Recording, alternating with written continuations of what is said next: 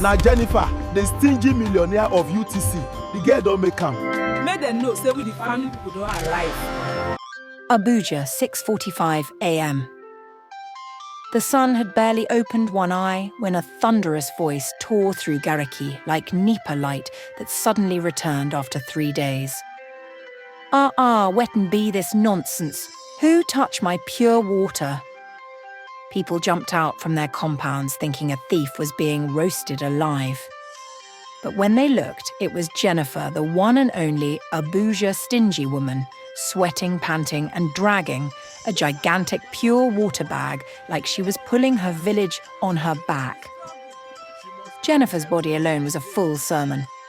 Legs thick like freshly boiled yam, breasts bouncing like 2 impatient balloons, and lips so wide they could kiss both cheeks at once. Her waistline was shaped like number 3, the type only mathematics teachers can explain. She wore a tight t-shirt boldly written "No credit today, try tomorrow," and wrapper tied so high it threatened to expose her destiny. As she wrestled with her bag, a motorbike man shouted, "Heh, Auntie shift a beg, you day block road." Jennifer hissed like a pressure cooker. "Nami you day talk to, I beg if you no get money to buy pure water, face your front." The Okada man laughed. Nah, this stingy madam way they sell pure water like gold." Jennifer's eyes widened like she was calculating his village origin. "Nah your papa stingy or loshi. You want buy pure water, Abi you want borrow? Choose one before I pour you the water free of charge." The crowd burst into laughter. Even a small boy selling groundnut whispered, "Auntie no go gree today-o." Before Jennifer became the boss lady of UTC Market, before her lips started shining like red traffic light, life in Nasarawa state was like one long punishment. After their parents died, Jennifer and her younger brother Mike became orphans of misfortune. Poverty didn't just visit them, it moved in, brought luggage, and even invited friends. Their roof was so leaky that when rain fell, they didn't need to fetch water from the well. Jennifer would just stretch her pot and say, "God, thank you for free water delivery service." Their slippers were so torn that Jennifer used rope to tie them like shoelaces of destiny. Mike's school uniform was so old that the school emblem had relocated to another corner. But the worst part wasn't the poverty itself, it was their wicked extended family. Their father's sister, Auntie Mugbeke, was the kind of woman who could smile while snatching meat from a child's soup. She took Jennifer and Mike in after their parents' death, but only God and the angels know how those children survived. Every morning she would wake them up with insults louder than morning devotion. "Useless orphans. You think life is free, go fetch water, sweep the compound and cook my husband's food before you think of breathing." Jennifer would mumble, "But Auntie, it's 4:30 a.m. And Auntie Mugbeke would reply, "When your mates were learning how to fetch water, you were learning how to cry for sympathy." Even their cousin Chuka, that one used to chase Mike with broom for fun. "Orphan boy, come make I practice wrestling." When food was ready, Auntie would serve herself, her husband, and Chuka. Then she'd bring out one small plate for Jennifer, and Mike filled with soup so thin it looked like okra in a long-distance relationship with water. After one too many mornings of hunger and insult, Jennifer sat one night under the dim yellow bulb in Auntie Mugbeke's compound, calculating her life like a mathematician with heartbreak. Her brother Mike was asleep, snoring like a small generator, and Jennifer whispered to herself, "This life no balance at all. If I wait for Auntie to feed me, hunger go first use me, rehearse obituary." That was the night she decided she would start her own business. Not just any business sachet water, the liquid gold of Nigeria. But the problem was, she had 0 naira and 1 dream. Jennifer started saving in the most creative way. Whenever Auntie sent her to the market, she'd practice holy subtraction. If Auntie gave her 1,000 naira to buy palm oil, she'd find a seller that agreed to remove small measurement and sell for 900 naira. The 100 naira change? Straight into her secret anti-poverty savings tin. That tin was actually an empty peak milk tin hidden under her old wrapper in a corner of their small room, guarded like a national treasure. She named it Operation Escape from Auntie's Hunger. Every day she'd whisper to the tin, small today, big tomorrow. One day, I go hammer. Meanwhile, Auntie McBecky continued her wicked reign. She'd shout, "Jennifer, you still day this house, lazy girl. Go find better thing do before you turn to furniture." Jennifer would kneel and reply, "Yes, Ma." But deep inside, she was saying, "Don't worry, Auntie. The day my business goes start, you go call me Madam." She'd then go to fetch water for people around the neighbourhood, not because of exercise, but because they paid her 50 naira per jerry can. She'd smile, collect the money, and add it to her peak milk tin. If Mike asked for biscuit, she'd hiss, "Do you know how much flour costs in this economy? Eat air. It's calorie-free." After months of saving, her peak milk tin was finally too small. When she poured out the coins one night, it sounded like music to her ears. Total savings, 3,250 naira. To anyone else, it was small change, but to Jennifer, it was capital for destiny. She went to the small market one day and met one friendly woman who sold sachet water by wholesale. "Madam, how much for one bag?" The woman smiled. 300 naira only." Jennifer smiled too, calculating fast in her stingy brain. "If I sell each sachet for 50 naira per 4, I go make back my money and still gain." So she bought 10 bags and started hawking secretly. Jennifer attended Nasarawa Community Secondary School, a place where chalk dust was part of the national uniform. During class, she'd be listening halfway to the teacher and halfway to her internal calculator. "If I sell 2 bags before break and 4 bags after school, enough 4,200 gain be that." Her classmates used to call her Madam Serious, thinking she was calculating mathematics. They didn't know she was calculating pure water profit margin. By 10 a.m., when other students were rushing to buy meat pie, Jennifer would disappear quietly behind the school gate with her hidden tray of sachet water. She would change into her hawking uniform, a small wrapper, her tray balanced perfectly on her yam legs, and her lips ready to shout like megaphone. "Phew, pure water! Cold like your crush heart. Fresh like new salary." In 30 minutes, she'd sell everything. Then she'd sneak back into school before break ended, pretending she only went to fetch water. Mike, her little brother, was her secret partner. During break, he'd carry 1 or 2 bags around the field, whispering to classmates, "You want cold pure water, my sister day supply." They were small, but their teamwork was sharper than Nipa light on election day. Auntie McBecky started getting suspicious. "Jennifer, why your school shoe don't they fine? And why Mike no day cry for food like before?" Jennifer would fake a tired face and say, "Auntie, na school feeding program. Dem they give us jollof rice now." Auntie hissed, "You better not be doing nonsense behind my back." Jennifer would kneel and reply, "God forbid, Auntie, I'm a changed girl." Meanwhile, in her school bag, she had 1,000 naira wrapped in tissue paper, that day's profit. Weeks turned into months. Jennifer's business grew faster than Auntie's temper.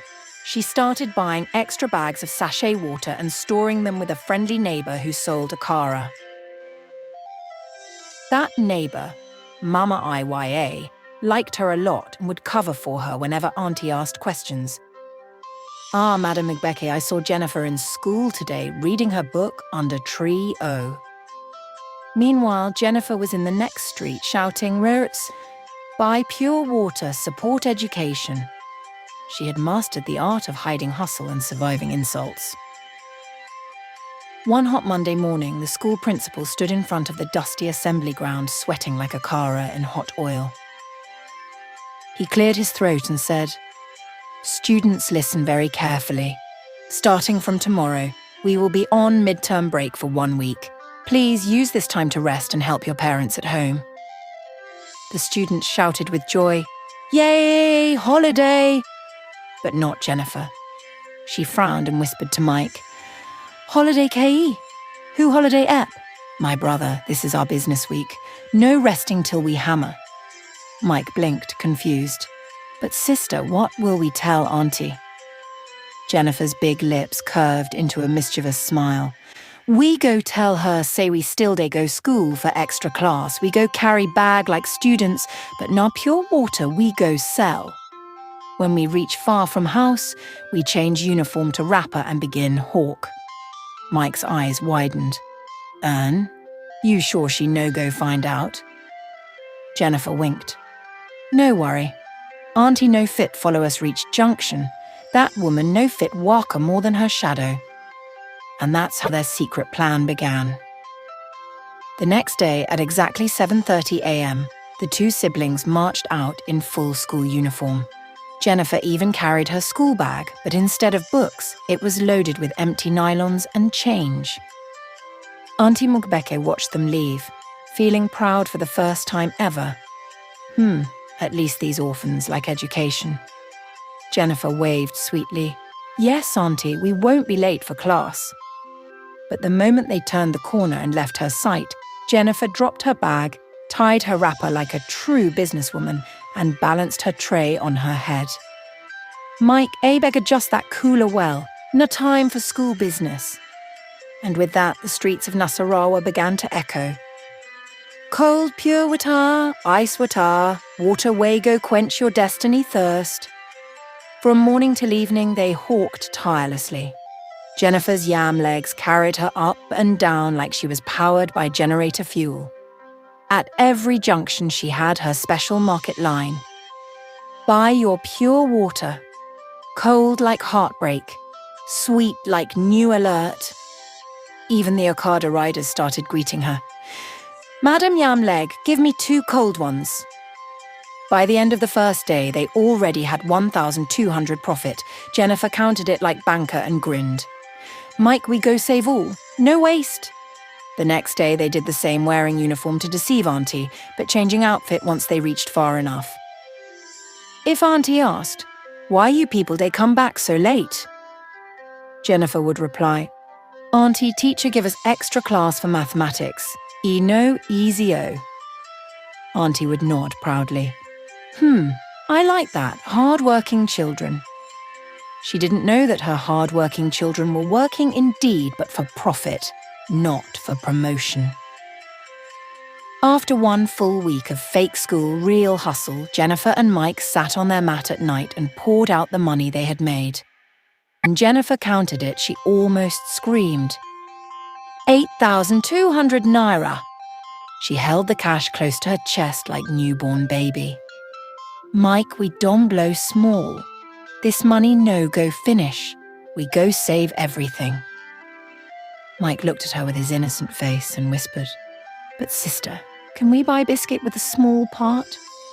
Jennifer's wide lips stretched like satellite dish. "Biscuit? You want chew our future. Better drink water and imagine the taste." Mike sighed deeply and quietly swallowed his saliva. Jennifer packed the money into her old peak milk tin and smiled proudly. "If we keep up like this, one day I go build shop and we go leave Auntie's wicked house. God punish poverty." One hot afternoon, while Jennifer was hawking near the market, she suddenly heard a familiar voice shouting, "Jennifer, Jennifer!" She froze like Nipa light. It was Auntie Mugbeke standing across the street with her market basket. Jennifer panicked. She quickly bent down, grabbed 1 sachet of water and started pretending to drink it. "Ah, Auntie, what a coincidence. I was just buying water, oh." Auntie squinted. "Buying or selling?" Jennifer laughed nervously. Auntie, if I was selling, you think I go wear my school uniform?" Meanwhile, under her tray, coins were jingling like Christmas bell. Auntie eyed her suspiciously, hissed and walked away. Jennifer exhaled like person Way just survived arrest. she whispered. God, not only you fit cover business like this. Continue your good work. After 1 full year of her secret hustle, Jennifer's profits grew big enough to buy herself new shoes, books, and even small school bag for Mike. They no longer begged Auntie for lunch money. In fact, sometimes Jennifer would drop 100 naira secretly in Auntie's purse just to confuse her. Auntie would later say, I don't know why my money day increased these days. Maybe Angel Day visit me. Jennifer would smile and say, yes, Auntie, Angel of Sachet Water. Months passed, and Jennifer's small savings inside the peak milk tin began to fatten like a festive goat. Every night after hawking, she'd whispered to Mike, one day, my brother, we go leave this woman house. I go show Auntie say poverty no be family member. Mike would smile sleepily, clutching his small pillow like a future millionaire. Then one sunny afternoon, Jennifer sat under a mango tree behind the compound, fanning herself with an old WAEC result. She looked around, sighed and said, Edon reach time. I go carry my destiny comot from this woman hand. She had already been chatting secretly with her old school friend Chidinma, who lived in Abuja. Chidinma had promised her a small space to squat in, even if it meant sharing one mattress and one mosquito net. So Jennifer prepared her story. That evening, as Auntie Mugbeka sat in the veranda plucking scent leaves and gossiping with herself, Jennifer walked up to her with bold steps and trembling spirit. Auntie, good evening, Ma. What is it again, Jennifer? Auntie snapped without looking up. Auntie, I want to go and visit my friend in Abuja, just for small time. Auntie dropped the leaves and gave her one long up and down look. Abuja? You get friend for Abuja? You think say Abuja na playground? See, do whatever you want to. I no get one kobo to give you. After all, what use are you in my house? You just eat my food and wear my slippers finish. Useless girl. Jennifer smiled the type of smile that carried silent revenge. No wahala, Auntie. God bless you, Ma. I no go disturb you again. That night, while everyone slept, Jennifer quietly packed her few clothes into a nylon bag. 1 skirt, 2 blouses, 1 slipper with wounded heel, and her precious peak milk tin full of N7, 200 her whole empire. She looked at Mike and whispered, my brother no cry. I go make am. When I make money, I go come carry you. Mike sniffed and hugged her. Sister, I go miss you, oh. Jennifer wiped his tears with her wide palm. No miss me too much. Just pray say God. Go butter my bread and sardine my life. By 5 a.m., before the first cock even cleared its throat, Jennifer slipped out of the compound like a thief of destiny. The road to Abuja was not easy. Inside the bus, she sat squeezed between a snoring man and a woman with 2 crying twins. The conductor shouted in her ear, Madam, your money no complete, oh. Jennifer hissed, which kind wahala be this? I say I de pay when we reach. Nasa una de treat fine girls. The man beside her opened one eye and said, fine girl, Kei. You know fine past my shoe. Jennifer turned to him sharply, lips wide like frying pan. At least my lips de original, your shoe de peel like onion. Everybody in the bus burst into laughter. Even the driver almost hit a goat. By the time they reached Abuja, Jennifer's wig had shifted backward like broken umbrella, but her spirit was still strong. She clutched her nylon bag and looked around at the busy city.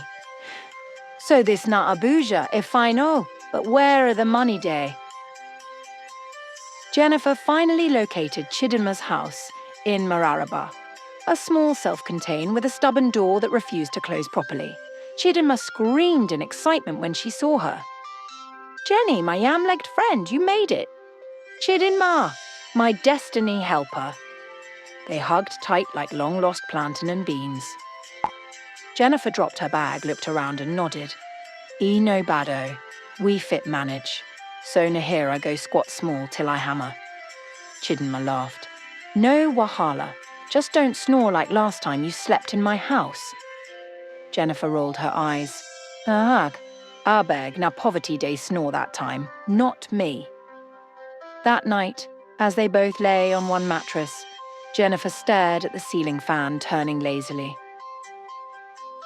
Abuja, I don land, no be by beauty or shape, nah by sense and hustle. From today, Jennifer don begin her new chapter. Abuja greeted Jennifer with heat, noise, and confusion. The first thing that welcomed her was a Okada horn. The second was traffic, and the third was hunger. She looked around and said to herself, "So this not Abuja way people they form big girl. He just be like Nasarawa with more fine dust." Still, Jennifer's dream was taller than the skyscrapers around her. She told herself, "I no come here to play. I come to make money till my enemies go. They ask if najuju I use." Chidinma, her friend, was the patient type, calm, slim, and always with Bible under her pillow. But Jennifer, she was the opposite. If Chidinma was candlelight, Jennifer was Nipa spark. After 1 week of squatting, Jennifer could no longer sit idle. She told Chidinma, "Babe, I know fit day here, they chop your into me every day. Ego soon show for your face say, I be burden. I go start pure water hustle." Chidinma blinked. "Ern, you won hawk water for Abuja Road?" Jennifer raised her chest proudly, which, by the way, was not a small something. "Yes, no hawking make me strong for Nasarawa. Abuja sun no go fry my destiny." That same day, she used 6,000 naira from her savings to buy 2 big bags of sachet water and a cooler. She even borrowed 1 old headpan from a neighbor who was washing cars. By 8 a.m., she was already on the road shouting, "Shimi, cold pure water, ice block for your soul. Waterway go cool your hot temper." At first, people laughed. One man shouted from his car, "Auntie, you too fine today sell pure water-o." Jennifer shot back, "You too broke today give fine girl money. Abeg buy water or park." Laughter filled the air, but that was Jennifer's secret weapon, mouth. She could insult you and still make you buy from her. Within a week, she had regular customers, taxi drivers, security men, and even office workers who admired her confidence. Some would even buy more just to hear her talk nonsense. She would joke, "Nami be Madam Pure Water of Abuja. Other sellers na apprentice."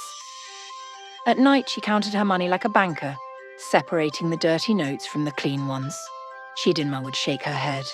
"Jenny, you know they rest." Jennifer replied, "Rest na for rich people. Me, I still dey pursue my destiny way dey wear running shoes." 3 months later, she had saved 68,000 naira. Her body grew rounder, her skin started to glow, and she began walking like someone whose account balance had pride. One evening, while closing sales, she noticed an empty kiosk at the corner of UTC shopping complex. The rent was 40,000 naira per month. That night, she couldn't sleep. She told Chidinma, "That shop go be mine. I didn't suffer enough to own small space for my destiny." She paid the rent the next morning and started selling pure water from there. Within weeks, she added soft drinks and snacks. Before you could say Zobo, Jennifer's kiosk turned into a small shop with big customers. People started calling her MadamJMoney. And just like that, the girl who once hawked water barefoot in Nasarawa now sat on a plastic chair in Abuja, counting bundles of notes with fan blowing her wig sideways. At UTC Market, Jennifer's shop was the kind of place you could spot from afar, not because of any fancy signboard, but because of her mouth. Her voice was like microphone without volume control. Every morning, before other traders even opened their shops, Jennifer's voice would already be disturbing peace. "Come and buy your pure water. Come buy your provisions, na original milk, no be church offering powder." People started calling her MadamJMoney because everything she touched turned to cash but not to dash. Her shop sold everything pure water, minerals, bread, milk, biscuits, indomie, tissue paper, even small Bibles, she used to say. "In this my shop, if you no see it, you no need it." But Jennifer's stinginess It was like a spiritual gift. Nobody could compete. If you priced something and asked for discount, she'd narrow her eyes and say, "You want discount? This one no be Charity Foundation oh. If you want cheap, go Dream Market." One day, a small boy came to buy biscuits. "Auntie, I no get 50 naira complete. Please sell for 40 naira." Jennifer folded her arms and smiled wide like a full moon. "You think say my shop, na orphanage? Oya carry chewing gum. Biscuits no de do promo today." There was one popular beggar around UTC called Baba Two Legs One Slipper. Everybody used to give him small change, except Jennifer. One hot afternoon, he limped to her shop, sweating like generator in dry season. "Madam, I beg, even if na 100 naira help me." Jennifer smiled with those giant lips that looked like they had their own generator light. "My brother, if I give you 100 naira today, tomorrow you go come collect 200 naira. Beg, I know they invest in laziness. Go find hustle." Ha! Baba Two Legs looked at her and said, "Madam, you get strong mouth though. God go judge all of us." Jennifer pointed at heaven and replied, "He go judge with calculator." Jennifer ran her shop like a bank. If you wanted to borrow anything, even if it was biro, she'd demand collateral.